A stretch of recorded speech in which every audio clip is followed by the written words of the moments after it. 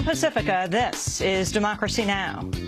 The very idea that he is being punished for coming out against war crimes and such cruelty by his fellow servicemen it's really disturbing.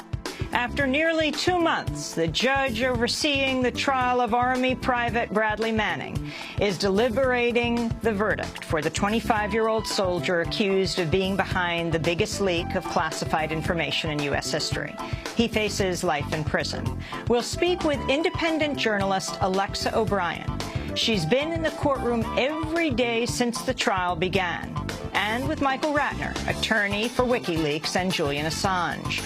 We'll also discuss charges against NSA whistleblower Edward Snowden, who remains trapped in a Moscow airport, even as the U.S. has promised not to torture him if he returns home. The United States has been so incredibly dominant that it can bully militarily, economically, politically, almost every country in the world. And it's very difficult to take it on, to reveal, as these people have, as Ed Snowden has, the massive surveillance system on all of its citizens. All that and more coming up.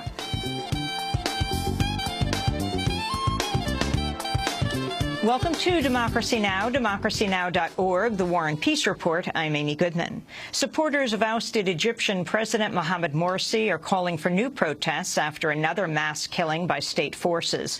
On Saturday, at least 72 people were killed when Egyptian police opened fire on a Muslim Brotherhood rally in Cairo. More than 100 people were wounded. The attack came nearly 3 weeks after around 60 Muslim Brotherhood supporters were gunned down at a protest against Morsi's ouster. It also came just hours after hundreds of thousands of Egyptians turned out for dueling political rallies in support of and against the Egyptian military. The Egyptian Interior Ministry says police were forced to open fire after demonstrators threw rocks, fired rounds, and marched on a key bridge. But in a rare show of dissent from within the interim regime, Egyptian Vice President Mohamed al-Baradei criticized what he called the excessive use of force and said he hopes to seek a peaceful solution. A Muslim Brotherhood spokesperson denounced Egypt's new interim government, saying, quote, "They had orders to shoot to kill. This is the new regime," he said. The interim government has warned Morsi supporters they face decisive action if they exceed their right to protest. In defiance, the Muslim Brotherhood has called new rallies for late Monday and Tuesday. A U.S. drone strike in Pakistan has killed at least 6 people. Unverified reports say the victims included a senior commander of the Pakistani Taliban who had just returned from fighting the U.S.-led occupation in Afghanistan. It was at least the 17th CIA drone attack in Pakistan this year. The Associated Press reported last week the U.S. has scaled back drone strikes in response to Pakistani objections. Citing anonymous U.S. officials, the AP says the White House has dropped the practice of signature strikes in which attacks can be launched based on circumstantial patterns, such as a large gathering of military-age males. Closing arguments have wrapped in the military trial of Army Private Bradley Manning. The presiding judge, Colonel Denise Lynn, is now deliberating on 21 charges, including aiding the enemy. Manning faces up to life in prison for leaking more than 700,000 documents to WikiLeaks and other news sources, the largest leak of classified information in U.S. history. On Friday, Manning's supporters blocked the gates of Fort McNair in Washington, D.C., home of the convening authority and Manning's court-martial. I don't think he's claimed to be naive. I think he has claimed to have done the right thing. I don't think the question is whether he was naive. I think the question is whether or not he did the right thing. The very idea that he is being punished for coming out against war crimes and such cruelty by his fellow servicemen it's really disturbing. Over the weekend, protesters in dozens of cities around the world also held rallies to mark an International Day of Action calling for Manning's release. We'll have more on the Bradley Manning trial after headlines. The Obama administration's assured Russia that NSA whistleblower Edward Snowden will not be executed or tortured if he's sent back to the United States. In a letter to his Russian counterpart, Attorney General Eric Holder said Snowden does not face the death penalty and will even if he's charged with additional crimes. Holder said his assurances eliminate the grounds for Snowden's asylum bid in Russia and said the U.S. is prepared to issue him a passport valid for returning to the United States. We'll have more on Edward Snowden and NSA surveillance later in the broadcast. The mother of Trayvon Martin is urging supporters to use her son's death in the campaign against racial profiling and lax gun laws. Sabrina Fulton spoke out Friday before the National Urban League in Philadelphia. My message to you is, please use my story. Please use my tragedy. Please use my broken heart to say to yourself, we cannot let this happen to anybody else's child. Fulton's speech came 2 days after the lone person of color on the jury that acquitted George Zimmerman came forward to say she believes Zimmerman got away with murder. Sabrina Fulton's comments also come as a group of young Florida activists are entering the third week of a sit-in at the offices of Republican Governor Rick Scott in Tallahassee, Florida. The group Dream Defenders have refused to leave the Capitol building until Scott calls a special legislative session to repeal Florida's Stand Your Ground law. Scott's rebuffed their demands so far. On Friday, the Dream Defenders protest received a visit from the legendary performer and civil rights activist Harry Belafonte. Speaking to reporters, Belafonte was asked for his message to Governor Scott. I'm just here to support these young people and to tell him that if he is at all in touch with history, he should know that this is just the beginning of the journey, and that I would suggest that he deals with it now while there's still sanity and peace and willingness to not see anything go askew. It's not violent. If he pays attention now and deals with the issue now, he might prevent it from escalating to something infinitely bigger. On Saturday, Florida police initially barred the delivery of food to the Capitol sit-in, but reversed their decision after the Dream Defenders appealed to supporters over Twitter. North Carolina Governor Pat McCrory is expected to sign a new law today that's being described as the nation's harshest crackdown on voting rights. The new bill cuts early voting to 1 week, requires government-issued ID at the polls, ends same-day voter registration, and drops a program that helps high school students register to vote before their 18th birthdays. Asked about the elimination of the high school program at a news conference, Governor McCrory admitted he hadn't read that section of the bill. At least 47 people have been killed and more than 200 wounded in a wave of bombings across Iraq. It was the latest in a series of sectarian attacks that have brought Iraq its worst violence since 2008. Israel and the Palestinian Authority are resuming direct peace talks for the first time in 3 years. The two sides agreed to begin meetings in Washington, D.C. today after intense lobbying from Secretary of State John Kerry. On the eve of the talks, Israel agreed to release 104 Palestinian prisoners. Palestinians are returning to the negotiating table despite Israel's rejection of the PA's lone precondition, a freeze on all settlement expansion in the occupied West Bank. The Obama administration's announced plans to transfer 2 prisoners from Guantanamo Bay to Algeria.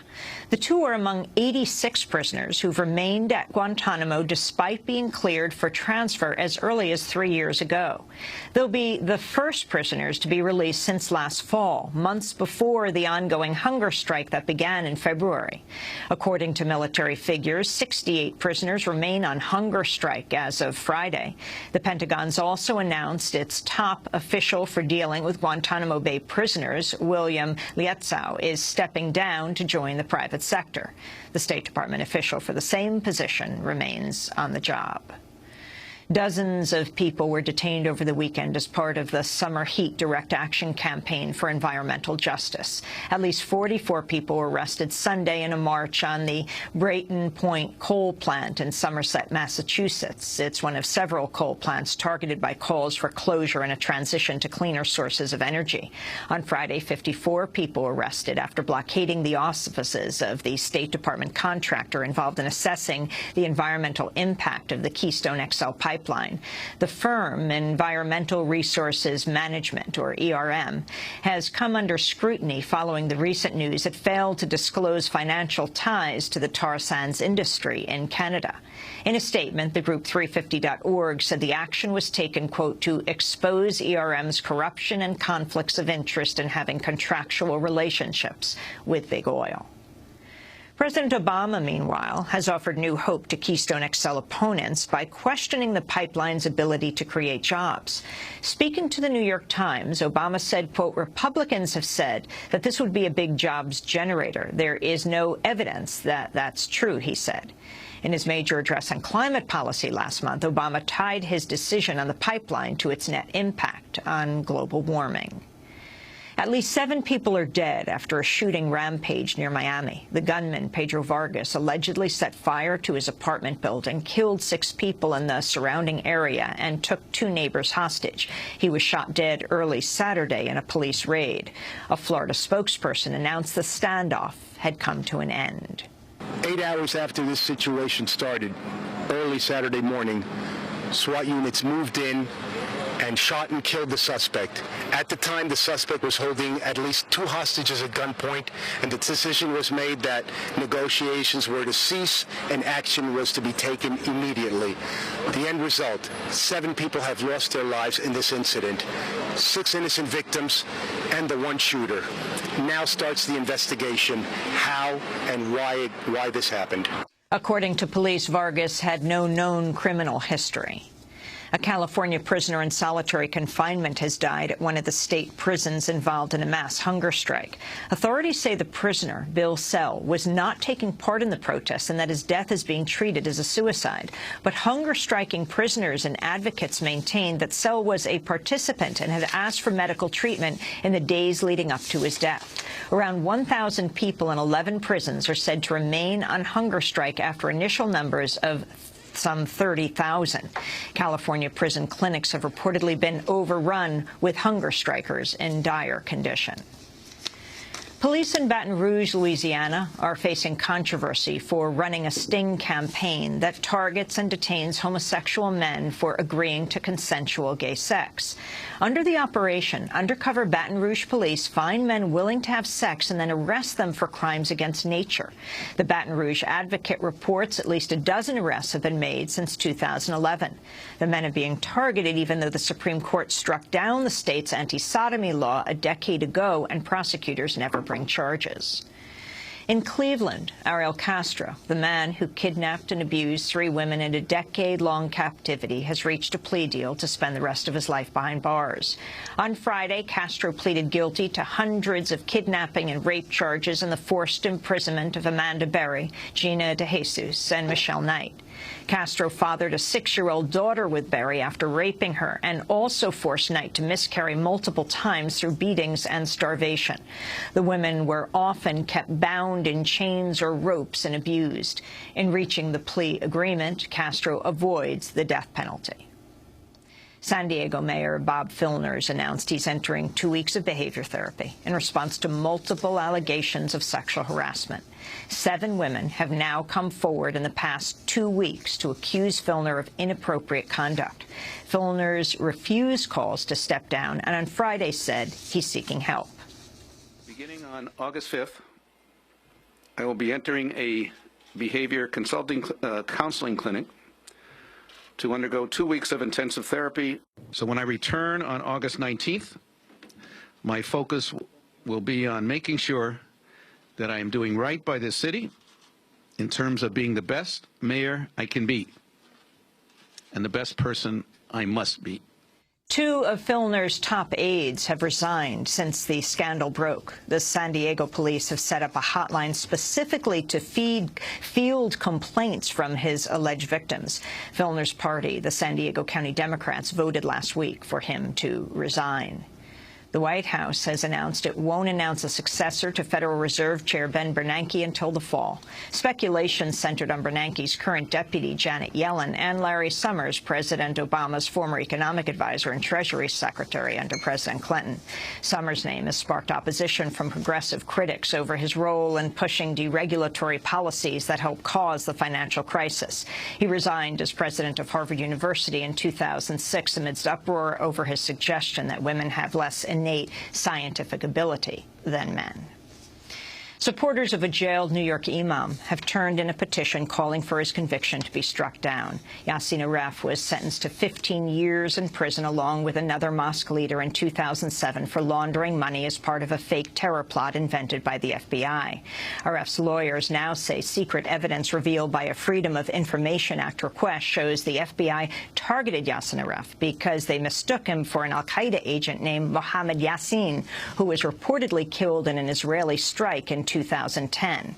Aref's attorney, Kathy Manley, addressed a rally outside the federal courthouse in Binghamton, New York.